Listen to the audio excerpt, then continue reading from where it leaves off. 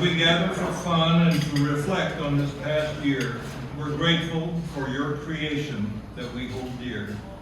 DC Ranch is blessed with beautiful mountainous scenes. We are all inspired as we walk the fairways and greens. We are thankful as well for our wonderful staff. They prepare this place and do all that we ask. May your grace continue for this band of brothers. Bless these charitable gifts that we share with others. In Jesus' name, amen. Amen. Very good. Okay. Hey, Ron, you get a gift for that. Oh, good.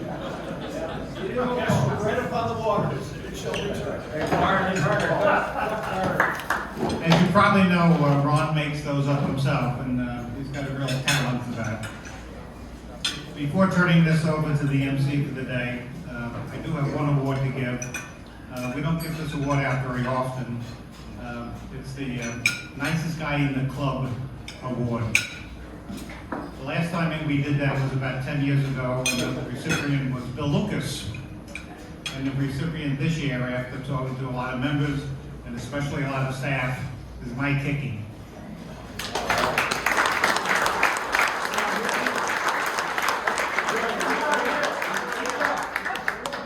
Since he's not here, I'm keeping it.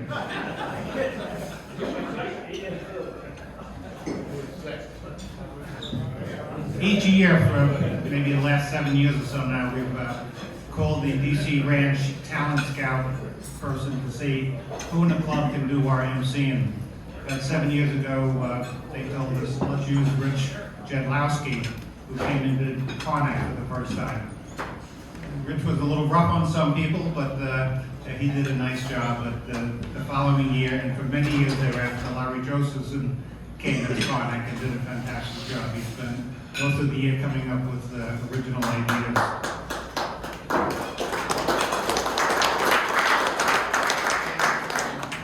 Last year, his sidekick, Gene Benucci, did Karnak. So this year, we asked the DC Ranch talent expert to bring us somebody new for Karnak.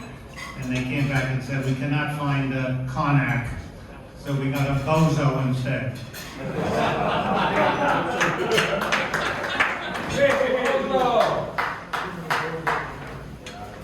I did bring proof. This is Bozo the Cloud, 1959, on KKTV. That's Terry Mahanky.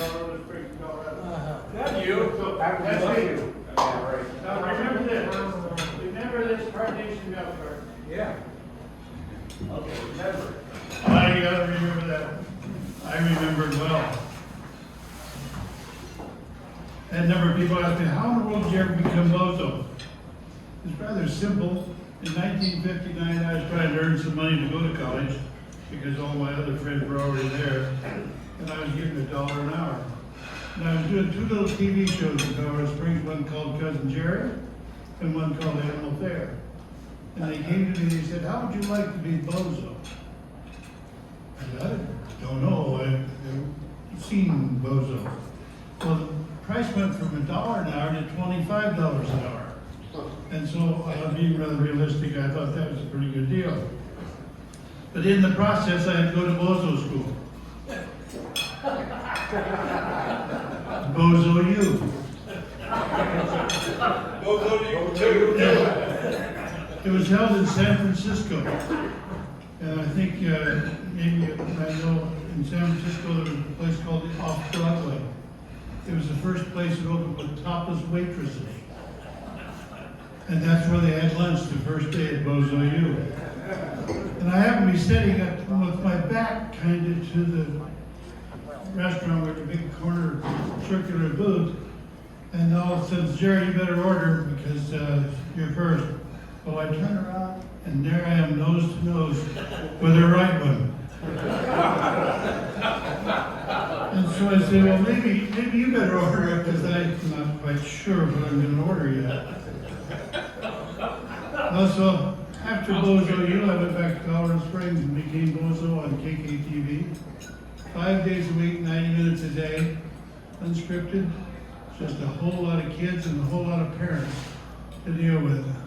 We had 50 kids on the stage in front of us, and the parents were behind the cameras. But one day, during the commercial, it always ended the same way: milk from contented cows. I'm doing this commercial, as you see there. I'm holding this, and just as I say milk from contented cows, look past the camera, and this little 400-pound lady's nursing a baby.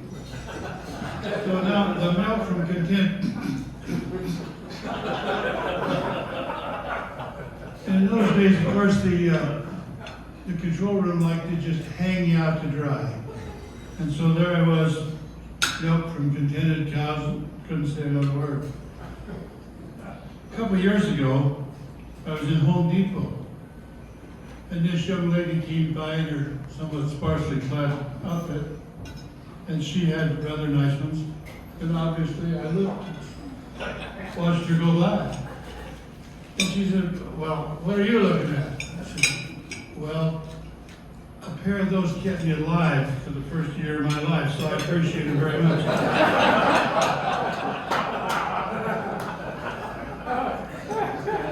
So it's great anyway. I wanted to play today, but I found out how come you dentists that are in here get to play golf.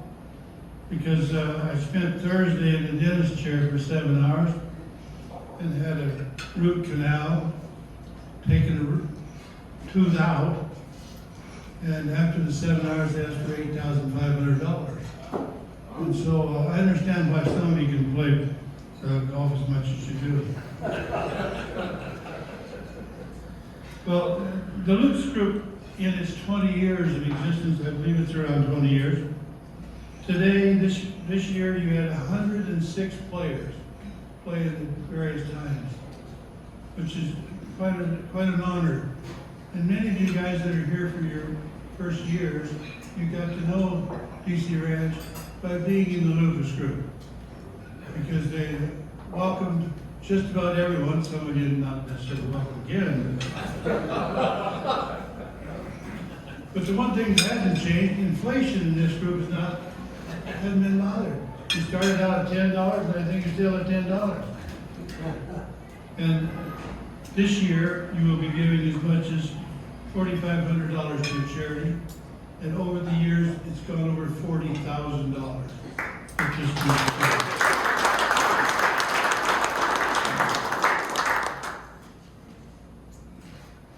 I wanted to start this out with something that would end. Most improved golfer getting $500 gift certificate to Pro Shop. And then I found out nobody had improved. And besides that, our chief accountant didn't put $500 in the budget. So Mark Renard, he ended up as the number 6 improved guy in the whole club this last year. So he was the leader in this group. And got a prize coming. Mark's here.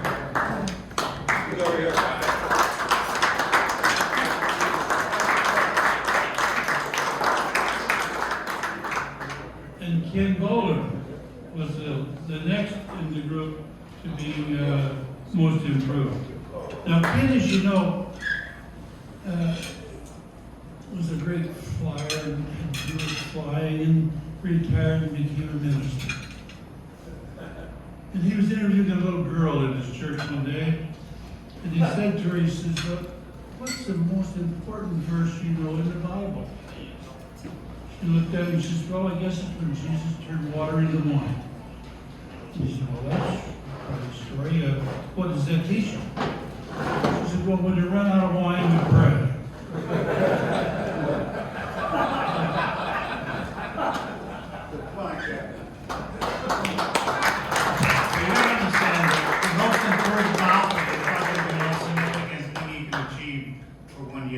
That's a great accomplishment.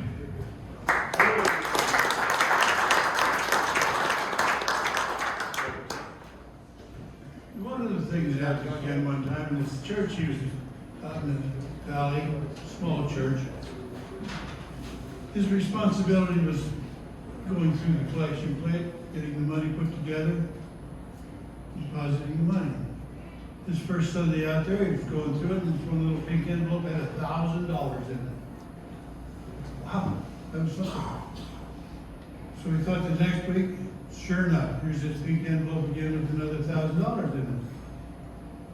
So we thought the next time we're going to find out who's giving that $1,000. So sure enough, looks up, little lady in the back, she puts her pink envelope in. And after the service, we went to her and he said, "Ma'am," he said, "that was just a tremendous gift you're giving this small church." She said, "Yeah," she says, "my son sends me money every week and I'd like to give a part of it to the church." I said, "Well, that's mighty nice, but that's quite a lot of money." She said, "Well, he sends me $10,000 every week." She said, "So that's a fair amount to give to the church." Ken says, "Well, he must be very successful." She says, "He is very successful. He's a veterinarian. He has 2 cat houses, one in Las Vegas.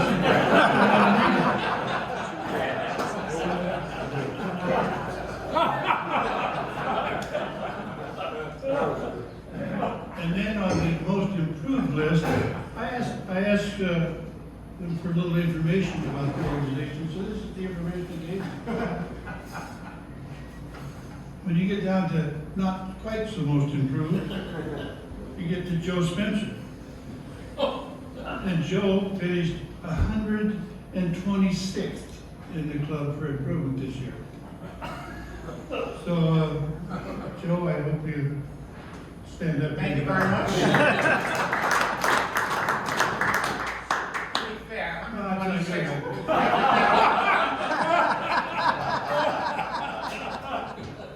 Never mind, I'm making my golf balls. Joe's wife is known as the Green's widow. Now the other guy sitting over there, Stan Fallis. He had a hole in 2 with the bet 1. And so in his group, he has to buy the first round of wine. So I'm sitting there and he gets a 2 for net 1, he gets to buy the wine. The next week, he's buying wine again. I said, "Wow, must have had a 2 for a 1. Yep, that's exactly what happened. Well, the next week, the guy said he had a 2 for 1 again. He said, "Well, wait. I didn't make the putt." He said, "We gave it to you." And somebody said, "Well, how long was it?" He says, "About 65 feet."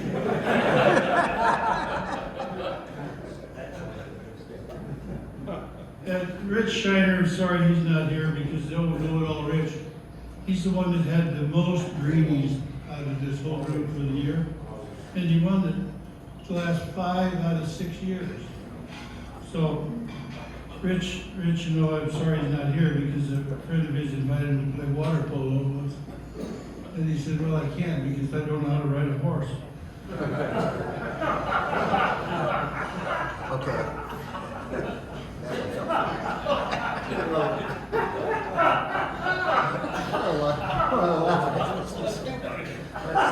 One time I was playing here with this group, and about the 4th hole, I noticed the guy playing with every time he gets ready to hit the ball, he turns around and looks at me, see where I am.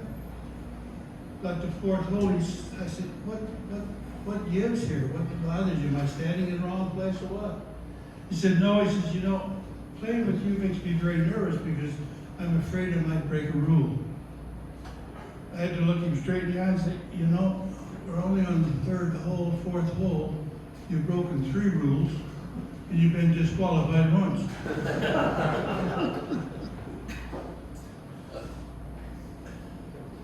Ron Cruz is probably one of the fastest players in the club.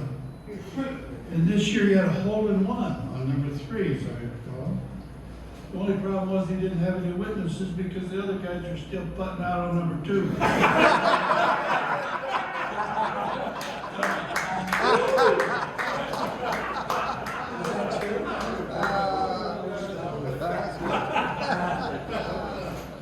Jack Benton, sorry he's not here.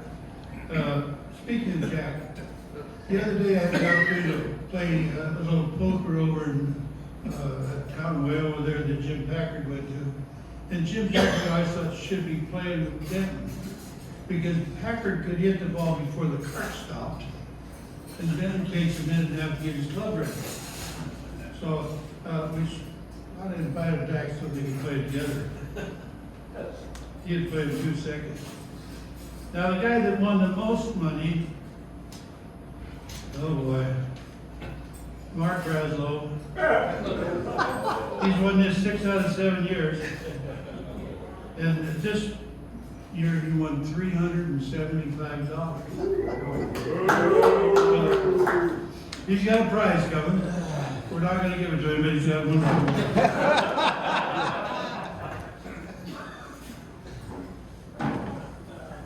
So Mark, anyway, played 87 times this year.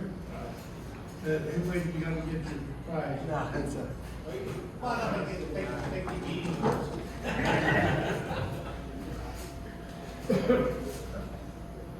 He's played 87 times in this group this year. So consequently, he has won $4.31 every time he played.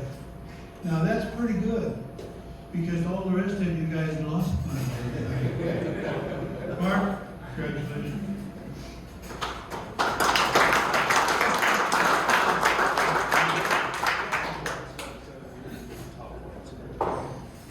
And that's another reason Mark only has 4 half days, because you guys are paid the rest of the time.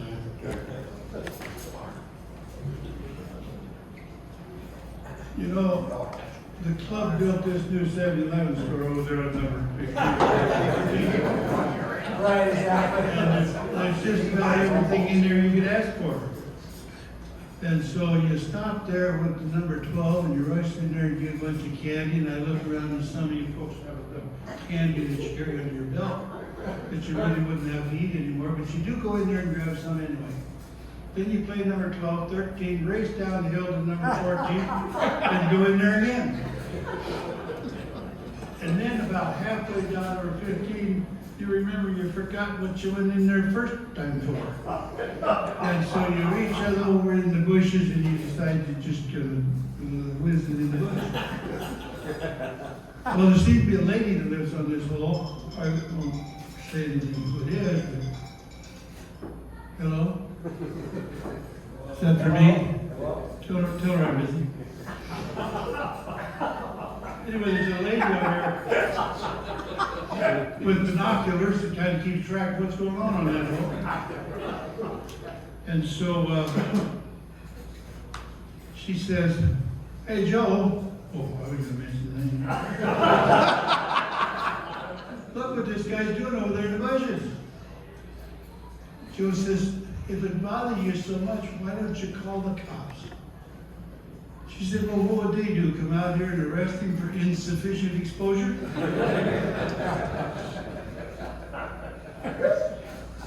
Something I see going on around you standing like this. You know what that is? Waiting for the people in front of you. So, you just wonder, why can't they speed up a little bit? Now, Jim Hyde, he's in the fast group. He says you have to keep up with the group in front of you. Works out pretty tough for them because they start out on number 1 hole, and it takes them 9 holes to catch the group in front of them. And when they do, they have to wait 30 minutes to go to the next hole. But anyway, keeping up in front with ones in front of you is an important thing, and we hope that you can keep that speed going. During the last year, we've lost a couple of good members of our club. One that doesn't play anymore, Jim Neese, Jerry Frick, Gordy Kramer, doesn't play anymore. And they were the rehab group. And they would go out to play. They played from the red tees or wherever the grass started. They didn't hold anybody up, because if they went in the desert, they just went on to the next hole. Sometimes they didn't get to finish 9 holes because they lost that many golf balls. But then they had Dr. Depp join them. And they thought, boy, this is a pretty good deal. We got a doctor traveling right along with us. Then they found out he was a gynecologist.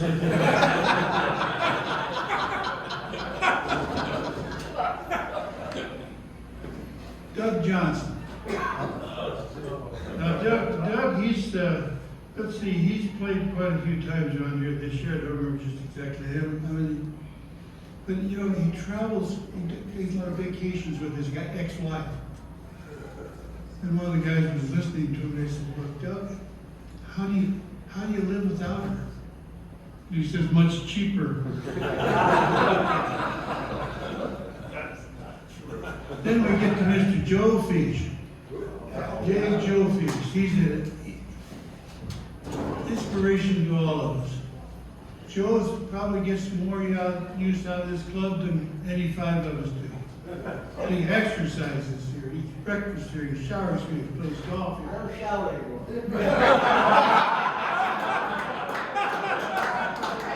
Yeah, Joe, a couple of other guys mentioned that too.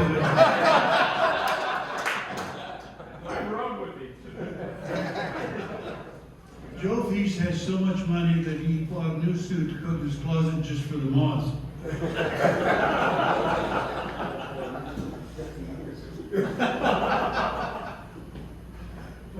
Kevin Tripp, I don't know if Kevin is here today. There he is. Yeah, he's back there in the corner. Kevin, he's played quite a few times with you this year, but Kevin had a druggist that worked for him at one time. And this lady came in and asked this pharmacist, she said, "I'd like to buy some strychnine." He said, "Strychnine?" He said, "You can't buy strychnine, that's dangerous, it's poison." She said, "Yes, I want to poison my husband." "Poison your husband? You can't poison, I can't sell you any of that strychnine." So she pulled out a picture, she's got a picture of her husband in bed with his wife. And the druggist said, "Oh, I'm terribly sorry, I didn't realize you had a prescription."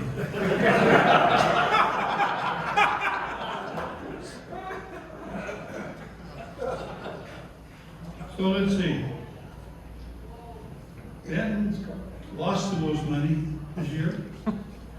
Benton lost $3.64 each time he played. And if you want to see some of the, this guy keeps more records of everything you do. You have to be careful what you do around Hyde, because he can tell. I asked him for some information, and here it is. It tells you how many times you played, how much you won, how much you lost, how much you weigh, and who your girlfriend is. He also keeps track of how many times you played the 2-ball scramble, the 2-ball best ball, the 2-ball all. So anyway, he keeps track of all of it. Do we have any more prizes to give out?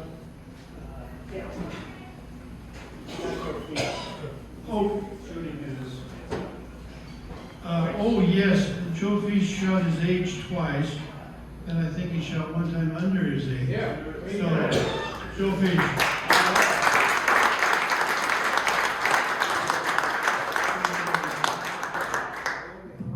Giuseppe, come on. Joe says if he wins anything, do not give him any golf balls, because he's got enough golf balls if he lives to 190. His dinner at a restaurant of your choice.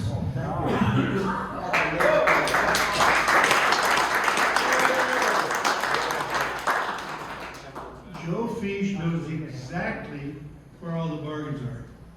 You find somebody with that many millions of dollars, they always know where the best bargains are. I was in a restaurant one night with 2 other gentlemen, and we had ordered, and Joe Fish came walking up to us. And he says, "What did you order?" We said, "We ordered the little steak, the baked potato, and the salad." And he said, "Well, that's $75. And he said, "Wait just a minute." Calls the waiter. The waiter comes back over and he says, "These guys are my friends. They get the same price I get."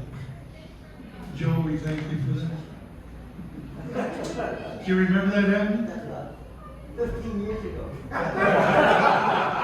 No, it was certainly less than that. But there are a couple of things that you can ask Jim Ide why he does all this for you.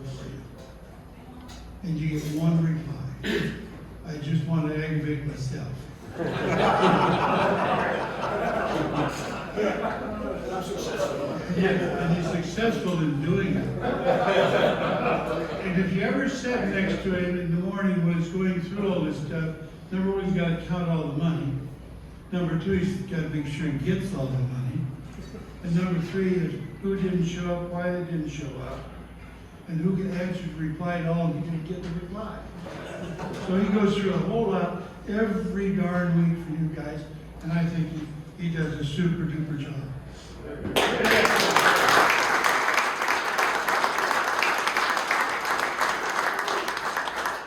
so now I have one other thing to say. Carter Keenan, Carter, I understand that you're leaving and you're going to go to the Diamondbacks. He's going to be the head of their guest services department. And we'll have a staff of about 400 working under him. So I'm sure that he will do as good a job for them as he did for us.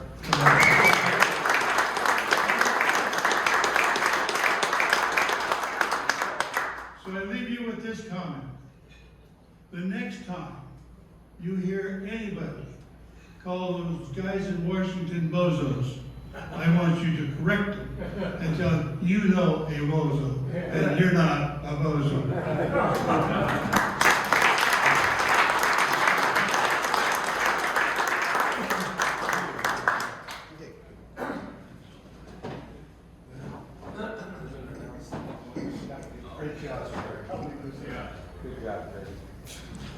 Tough act to follow.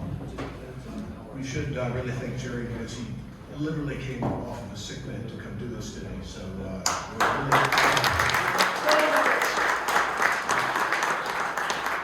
the other guy you need to thank a lot is Joe Spencer, who pours his heart and soul into getting this organized, as well as being one hell of a backup for me during the year. And as time goes by, I'm missing more and more games, which means Joe's doing more and more. So, Joe, thank you.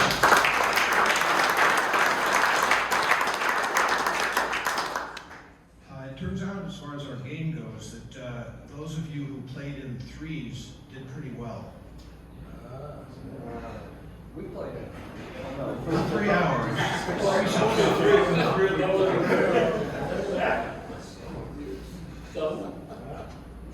Anyway, when I call out the names of the winners, I appreciate if you come up, get your money, and let me know which charity you have selected to receive our largesse. In third place, the threesome of Dougie, Kevin, and Ed Baker. Come on up. That's $50 a piece. He's been coming since 8 o'clock about the line. Is it all there? Should be $50 times 3. It's all there. What's the charity, Joe? Doug? What? What's the charity? You bombs. Oh, I did hear that. I'm sorry. Okay. What was your score? That makes you happy, right, Joe? In second place, it's a foursome actually. Big hitting Kevin Adler, Tony Chadwick, Len Buckley, and Bill Jobe.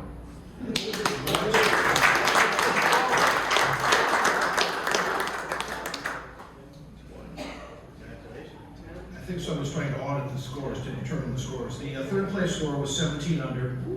The second place score, Kevin, 18 under. $60 for each of you for sharing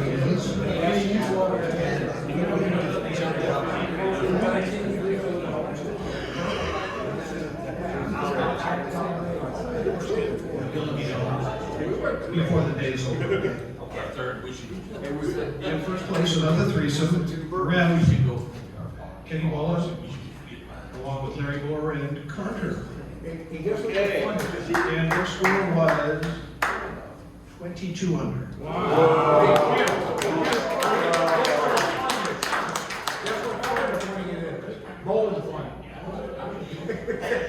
In case you're curious, the blind girls who didn't have to pay will not be announced. 4 ways. The Diamondbacks don't count. What is it? Any particular part of the Mayo Clinic? Research. Okay. I told you, the bowling.